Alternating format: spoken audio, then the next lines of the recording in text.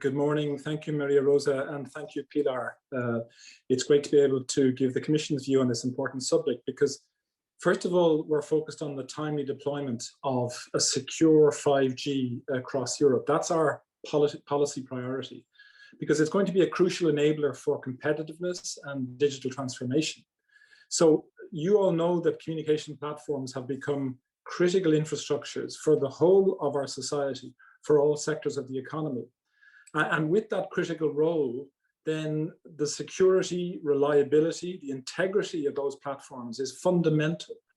So all of the different ways of constructing 5G, its implementations, including those based on Open RAN, they have to be assessed as regards cybersecurity risks in line with the existing requirements, such as those that we've already developed in the 5G cybersecurity toolbox. There's another issue as well, which is a major political consideration in Europe now, and that is sustainability, because we expect future platforms and the networking solutions not only to contribute positively to our Green Deal objectives, and we know that 5G can do that, but to actively work towards carbon neutrality themselves. So again, we will be assessing our network deployment on that basis.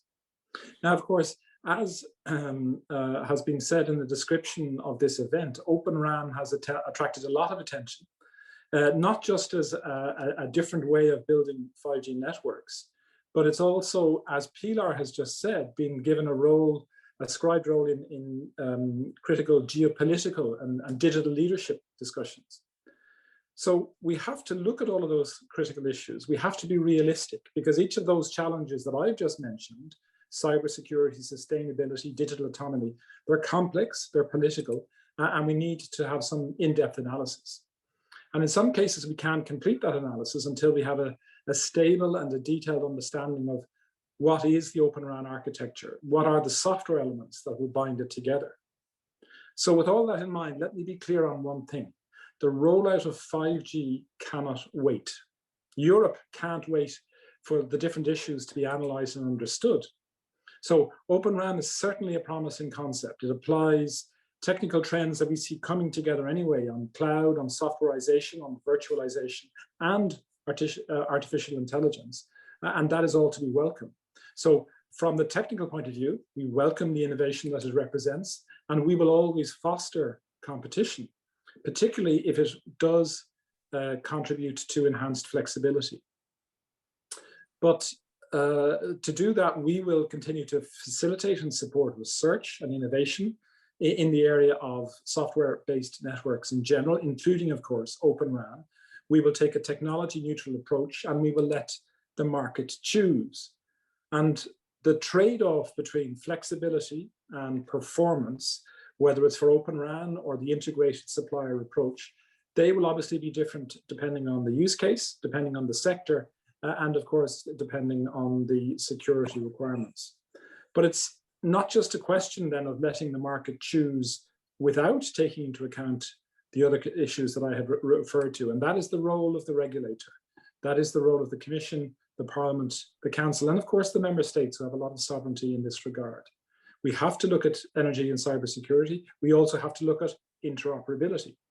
Industry will decide if the added complexity of making all of these different subcomponents supplied by different companies work, whether that is in fact for them a good investment and a way of ensuring network efficiency in order that we are fully exploiting the qualities of 5G. Now, we've always supported open standards and we want standards to be based on transparency and openness. So clearly we welcome Open RAN solutions that are based on open standardization, which reduces the risk of fragmentation, allows work to be done in interoperability, and also then does not hinder access for suppliers, which is what Open RAN hopes to do. So we will continue to support the work. As you know, we've also proposed a joint undertaking on smart networks and services, which will cooperate on 5G and 6G and help to set standards in these technologies. But then on the geopolitical issue, we need to ensure that we are not putting that first. In other words, we have targets confirmed in the digital decade, which is with regard to large commercial deployments in all densely populated areas for 2025, with full coverage in 2030. And that timeline must not be delayed by these geopolitical issues. We're obviously looking at digital sovereignty and supplier diversification, particularly in areas where EU companies are not present, in areas like cloud, microprocessors, and of course, connectivity. But we mustn't remember that in one particular segment of the market, Europe is lucky, or in fact, it's not due to luck, it's due to hard work, to have 2 of the 4 major global players, and we must not undermine their market position. We have to consolidate your EU leadership while maintaining the advantages that Europe already has. But at the same time, we need to look at the needs and the possibilities for European companies, particularly SMEs, to be involved in Open RAN. And again, this is something which does have promise for the future.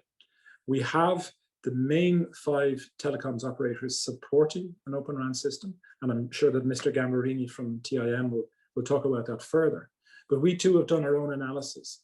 We launched a study last summer on the 5G supply chain, and obviously Open RAN was a major part of that examination, looking at the trends, shaping the scenarios.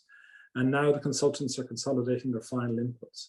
But of course, again, when it comes to the key regulatory issues of security and climate, we will have to take, as the Commission with the Member States, our own position. So there you are. I'm sorry if I've been too long. I look forward to the discussion. As I said, our priority is the rollout of 5G, and of course, we will support any innovation that helps that, but also makes it more flexible, less costly, but also more secure and climate friendly in the future. Thank you very much.